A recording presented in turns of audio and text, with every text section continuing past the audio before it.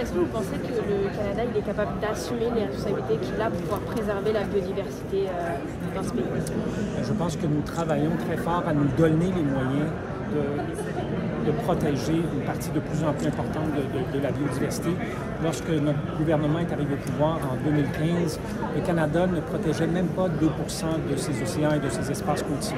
Aujourd'hui, nous sommes à presque 15 On a fait ça au cours des 7 dernières années. Alors, on doit maintenir le cap pour arriver à un objectif de protéger 30 des océans et 30 du territoire d'ici 2030. Alors, dans le cas du territoire, c'est un peu plus compliqué, donc il faut accélérer. Nous avons fait des investissements historiques au cours des 4 dernières années.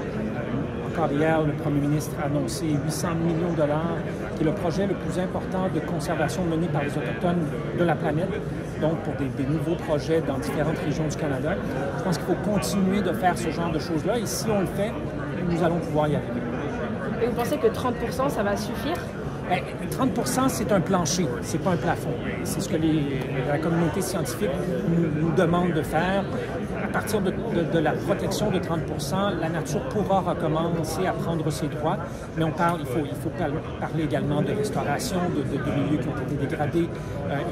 Et notre objectif ultime, présentement, nous sommes en déficit de nature année après année. Notre objectif, c'est que d'ici 2050 ou plus tard, d'un point de vue planétaire, nous soyons dans une nature positive. Donc, qu'il y en ait plus d'année en année que moins, ce qui est le cas présentement.